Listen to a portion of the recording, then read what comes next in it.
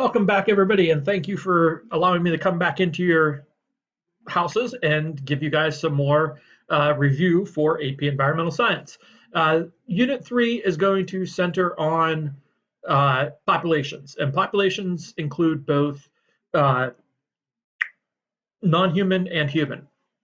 So up to this point in the review, we've been talking about just the natural world, non-anthropogenic types of things. This is the first time we're going to bring humans into it. And as humans are brought into it, we're going to see that we're going to generate problems, problems for the Earth. It just so happens that I'm making this video on Earth Day, and our population is growing exponentially, causing massive amounts of problems for the planet. But in this past month or so with the COVID shutdown, we've actually seen a lot of the pollution events become minimized and seen the Earth kind of reclaiming itself and replenishing itself.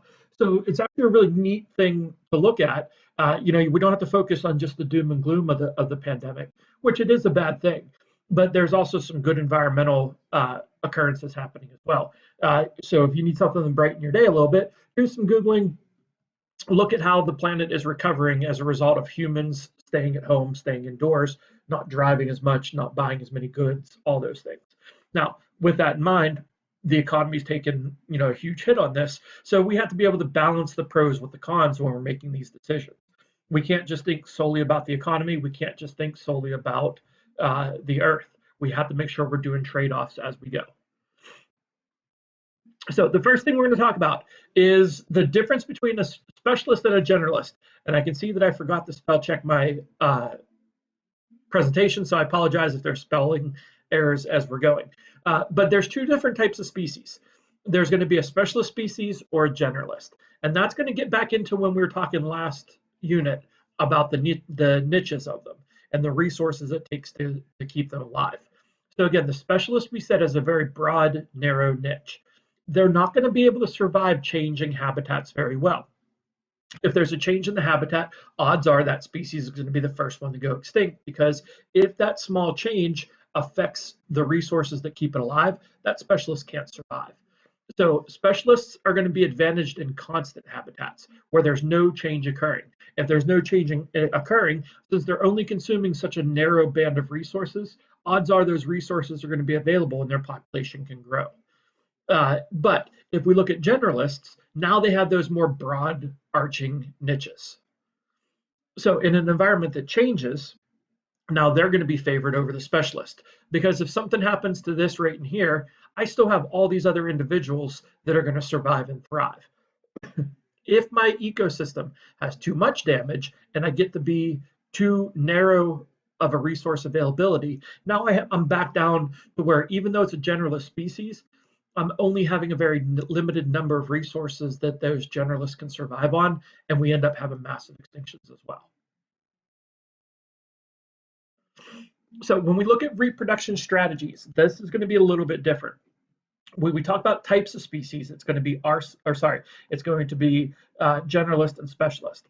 Within those generalists and specialists, we start to see different reproduction strategies to help their populations grow. There's going to be R-selected and K-selected. R is named for the biotic potential. When we look at a graph of population growth, it's usually going to grow exponentially at the start, and then as resources become limited, it starts to level out and stabilize. But this area here where we're seeing the highest rate of growth in the population, that's the biotic potential.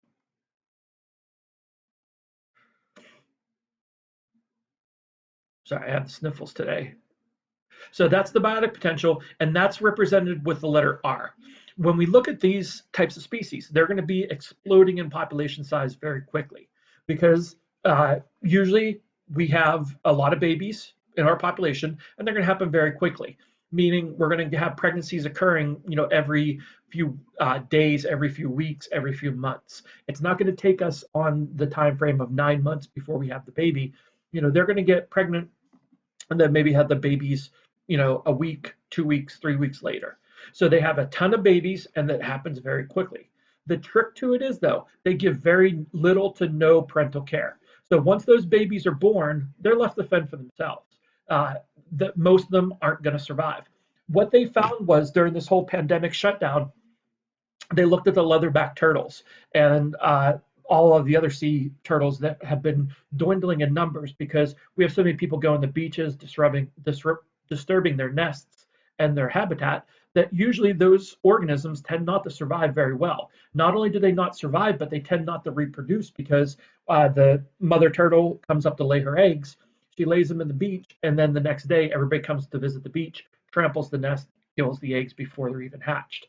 But what they're seeing with the corona shutdown is that those eggs are hatching. And now it's amazing because those eggs that hatch normally would have, 20 turtles come out of them through the nest. Most of those turtles, the eggs would have been damaged or destroyed before they even hatched. Now, without humans being involved, those 20 eggs are hatching. They're all finding their way into the ocean. And some of them are being eaten by fish and other predators, but there's more hatching and making it to the ocean than ever before. So they're really optimistic that the population of these turtles is going to skyrocket over the next few years, as are a lot of the other endangered species, because we're not infringing on their habitats as we normally do. But back to the R selected species. R selected simply means that they're going to try to produce at that biotic potential. To do that, they're pumping out as many babies as they possibly can, as frequently as they can. They know that most aren't going to survive, though, because they're playing the law of averages. They're going to have 100 offspring, hoping that 2 or 3 are going to survive. And the reason why only 2 or 3 survive, they're not giving any care to them. They're not feeding them. They're not teaching them how to hunt. They're just laying their eggs, leaving, and letting them fend for themselves. Or they're having live births and just letting them fend for themselves afterwards. With those R selected species, they're also going to mature very quickly. Now, here we're not talking about growing to full size. We're talking about reaching sexual maturity, meaning they're able to reproduce as well. So when we talk about mature quickly, it's not necessarily that they're going to get large and adult status very quick, but they're maturing from a sexual standpoint where they can become pregnant or they can impregnate other things and keep that quick, massive reproduction happening. These all tend to be smaller organisms. We see this with rodents and fish and frogs and amphibians and things like that. Sorry, I told you guys I had a little bit of sniffles today, so it's I had to stop and blow my nose there. So again, we're talking about reproductive maturity, not overall maturity. With the smaller organisms, we're talking about those tiny little things. A lot of the R selected are insects or flies, amphibians, those really small critters that go around. They also have very short lifespan and low life expectancy. And that's going to be important when we talk about survivorship curves here in a little bit. And again, I think that you guys can read the other ones, understand those, and go from there. Now, when we look at these compared to the K-selected is going to be a lot different. K-selected are the ones that are named for the carrying capacity. Remember how we just showed the graph of biotic potential. Populations are going to grow at their biotic potential to start, but then they level out and become fairly constant. That carrying capacity is that constant level of population. That's the maximum number of individuals that can be sustained indefinitely without damaging the ecosystem. And it's letter K on the graph. So that's why they came up with K-selected species. So we have our R-selected that grow at the biotic potential. We have our K-selected that are fairly steady, stable population sizes. These tend to be our larger organisms like mammals. We're an example of a K-selected species. And when you see the characteristics of them, you're going to see how we fit those K-selected. So they're only going to have a few offspring, and they spread them apart fairly far apart. It might be a pregnancy happen now, and then it might be 2 or 3 years before they have another baby. They just had a story on the news the other night.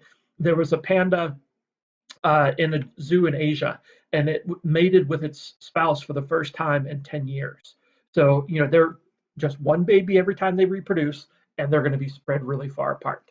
So they only have a few offspring in their lifetime, and they give extensive postnatal care. Since they're only having 1 or 2 kids over their lifespan, they want to make sure those kids survive. So, you think about the panda bear that hasn't mated in 10 years. It had its first baby. They were taking care of that baby over that 10-year period, giving it a lot of care. They allow them to nurse so that they get their milk and their nutrients and immunities from the mother for the first few months of their life. After that, now the mother's going to teach them how to hunt. The father is going to provide shelter and care and fending off predators and all those other things. Uh, so they get a lot of extensive parental care to ensure survival.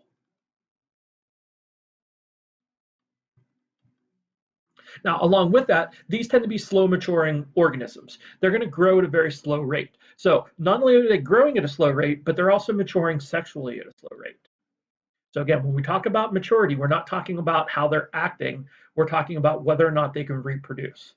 So with a case-selected organism, think about humans, for instance. We can't reproduce until we're 13 years old or older. It's not like a 10-year-old is going to have a baby. There might be outliers in the population, but for the most part, it's somewhere around that 13-year-old range before you reach sexual maturity. Uh, Once we're looking at other animals, an elephant, for instance, might be 3 or 4 years old before it reaches sexual maturity. That's going to be a big, long amount of time. Tortoises might even be older than that because the tortoises live for hundreds of years. Well, not hundreds of years, but they can live to 120, 130, 140 years easily.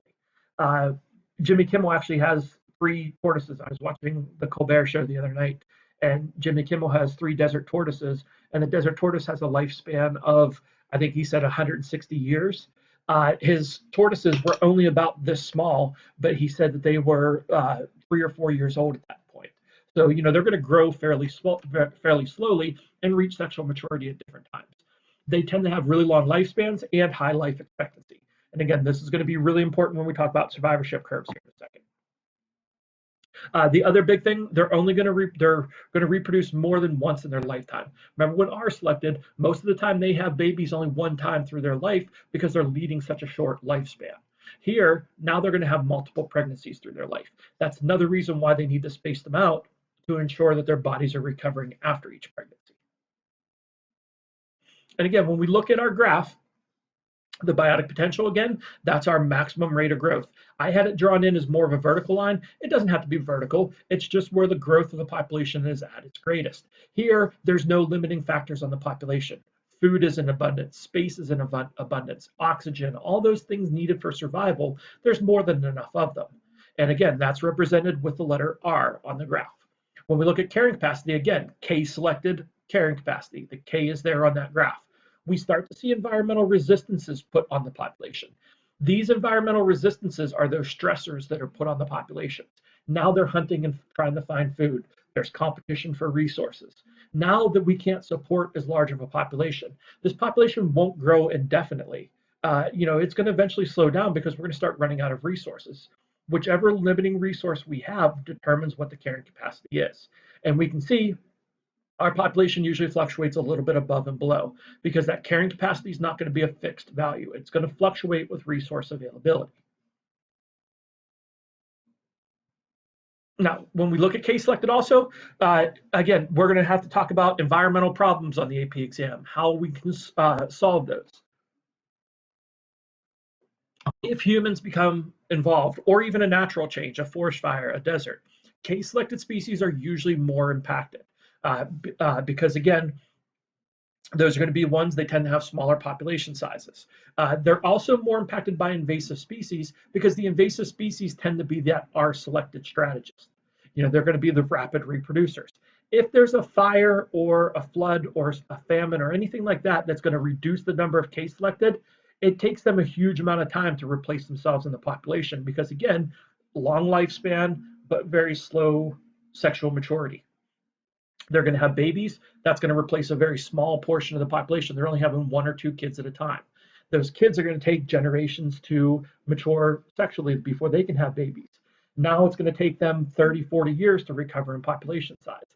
While they're recovering, those R selected species are mating and reproducing like crazy.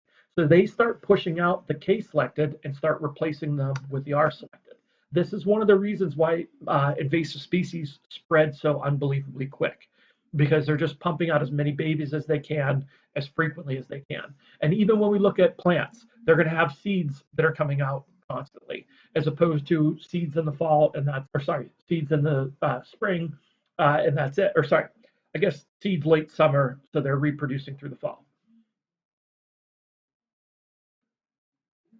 All right, now I think I'm going to stop here for the first part. We'll get into survivorship curves because survivorship curves are really important. I want to be able to explain those fairly well. Hopefully you guys understood R selected and case selected. So do me a favor, pause the video, or you can just stop it at this point.